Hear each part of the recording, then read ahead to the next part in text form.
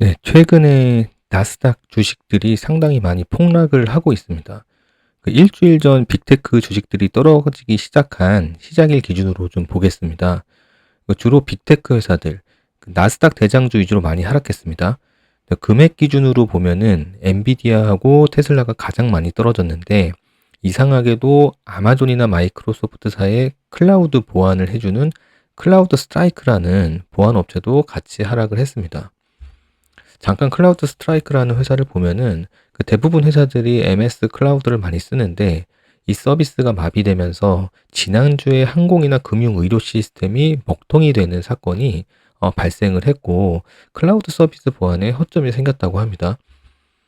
어쨌든 주가 하락은 대부분 트럼프 영향이라고 말을 하는데, 지난번 총격 사건 이후 그리고 바이든이 사퇴한 이후로 트럼프로 표가 많이 집중될 것이라는 예상이 됨에 따라서 트럼프 당선이 될 것 같은 분위기가 되었습니다. 트럼프가 당선이 된다면 트럼프는 빅테크 기업에 우호적이지 않을 거라는 여론이 나오면서 나스닥 주가를 더 떨어뜨리고 있습니다. 근데 과연 이게 맞는 것인가를 좀 확인해 봐야 되는데, 결론은 전 트럼프 때문은 아니라고 생각이 되고, 과열된 나스닥 시장이 빠짐을 트럼프 사건으로 몰아가면서 오버슈팅 되었다고 보입니다. 과거 자료만 보더라도 2016년 11월 10일 당시에 트럼프 당선 당시에도 주가는 잠깐 충격에 휩싸여서 떨어지긴 했지만, 그 이후로는 계속 쭉 상승을 했었습니다. 따라서 과거 데이터만 보더라도 그렇지 않다라는 것을 볼 수 있겠습니다. 그 이후에도 집권 말인 2020년까지도 나스닥 주가는 꾸준히 우상향을 했었습니다.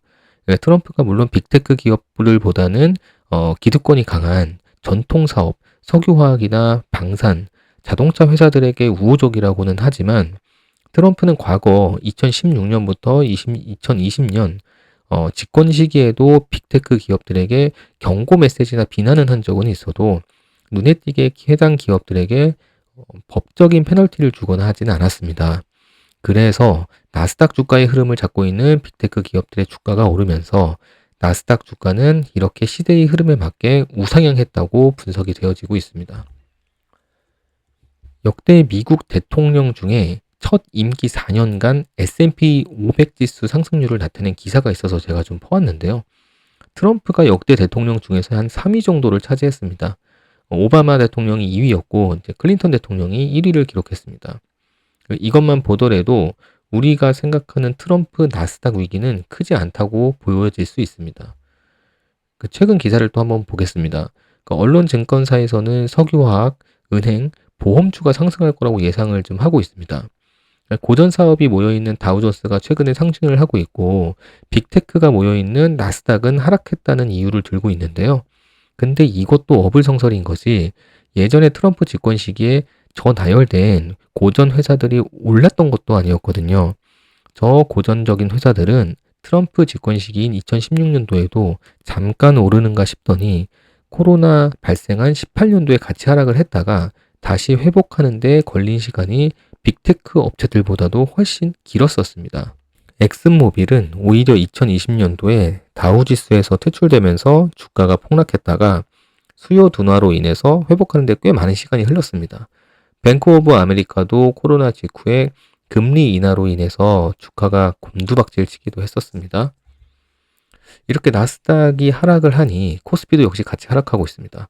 우리나라는 대표주인 반도체 삼성전자, 하이닉스인데 TSMC 호실적에도 삼성전자는 8만 원 초반까지, 하이닉스는 최근에 20만 원 이하로 떨어졌고, 현대자동차도 25만 원 밑으로 같이 떨어졌습니다. 그 이유는 ASML 반도체 장비 회사가 실적 발표를 했는데 매출이 전년 동기 대비 감소했다는 기사가 나오면서 반도체 주가를 처음으로 떨어뜨리기 시작했습니다. 보시다시피 전년 동기 대비 약 10% 정도 매출이 빠졌고, 영업이익도 한 20% 정도 빠졌습니다. 이를 계기로 삼성전자 반도체 수요가 둔화될 것이라는 뉴스가 나오면서 삼성 주가를 떨어뜨리기 시작했습니다. 얼마 전에 이재용 회장도 ASML CEO와 미팅할 정도로 ASML은 반도체 EUV 공정을 받고 있는 매우 중요한 회사입니다. 근데 재미있는 거는 며칠 후에 TSMC 같은 경우는 실적이 잘 나왔는데도 삼성전자 주가가 떨어졌어요.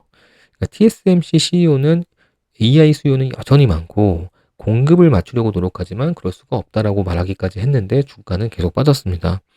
근데 여기서 눈여겨봐야 될 것은 트럼프 발언인데 최근에 미국 반도체 사업의 거의 100%를 이 TSMC가 가져갔다면서 대만은 국방 방어를 위해서 우리 미국에게 돈을 내야 된다까지 얘기를 했고 그 이후에 이 효과로 인해서 TSMC 주가의 빠짐을 가속도를 더했다고 보면 될 것 같습니다.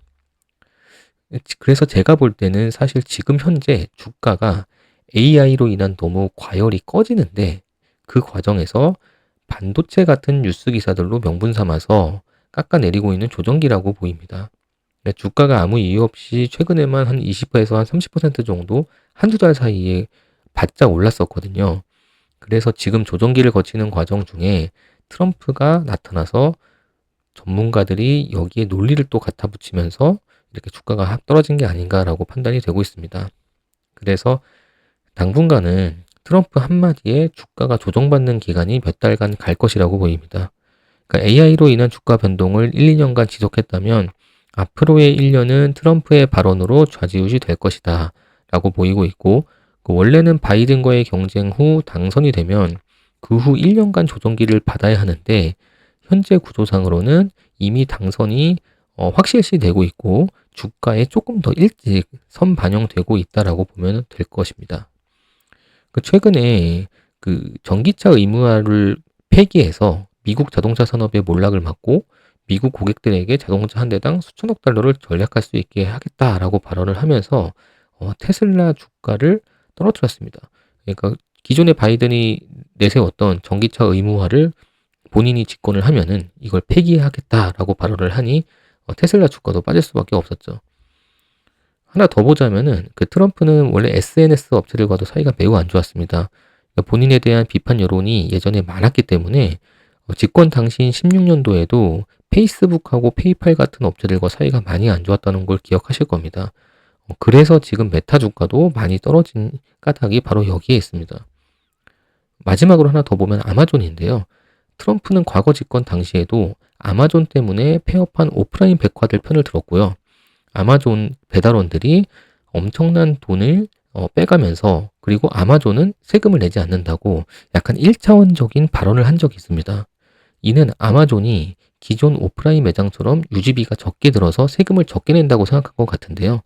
나중에 알고 봤더니 아마존이 낸 세금이 오프라인 매장들보다 훨씬 더 많았다고 합니다.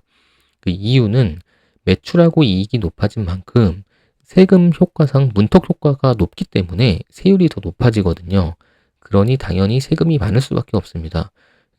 그만큼 트럼프는 기존 기득권의 편이었고 새로운 산업이 등장해서 기존의 기득권의 파일을 가져가는 것을 원치 않는 정치 성향을 가진 대통령이었다라고 볼 수 있겠습니다. 트럼프는 7월 16일에 전기차가 훌륭하다고 생각하고 일론 머스크도 환상적이지만 자동차를 100% 전기차로 할 수는 없다라고 테슬라에 약간의 여지를 뒀습니다. 그만큼 빅테크 기업들을 완전 깔아뭉개는 수준도 아니고 트렌드를 인정하면서 다만 너무 빨리 전기차 시대로 전환하는 속도를 원치 않는 것 뿐으로 저는 생각이 됩니다. 지금 투자하시는 분들이 일명 트럼프주들을 많이 찾아다니고 있는데요. 트럼프 수혜주를 찾는 노력은 필요한 것은 맞습니다. 다만 소문에 휘둘리지 말고 개인의 투자 공부를 한다는 차원에서 보는 게 맞는 것 같습니다. 과거 트럼프 당시에 방산, 은행주가 뛸 것이라는 예측도 맞지 않았다는 것을 교훈 삼아서 보는 게 맞을 것 같고요. 항상 제가 말씀드리듯이 기업들이 코어를 가지고 있냐, 코어를 가지고 있지 않냐가 중요하다고 생각이 되고요. 기업이 코어 밸류를 가지고 있다면 투자를 하는 것이고 코어 밸류가 없다면 투자를 안 하는 게 맞다고 생각이 되고 만약에 코어 밸류가 없는 기업에 투자를 한다 하더라도 단타 수준으로 하는 게 맞다고 보입니다. 그 직장도 마찬가지라고 저는 보여지거든요. 코어 밸류가 가지고 있는 정진하는 사람들은 성공을 하고 안정적으로 갑니다. 그런데 코어가 없는 조직장들 같은 경우는 항상 불안에 떨면서 회사 생활을 하게 됩니다. 투자도 본질이 무엇인가를 생각해보고 본질에 충실한 기업들만이 오래 살아남고 성장한다는 것만 기억하고 그런 기업을 찾아서 투자하는 게 좋을 것으로 보입니다. 다음 시간에 더 좋은 정보를 찾아뵙겠습니다. 감사합니다.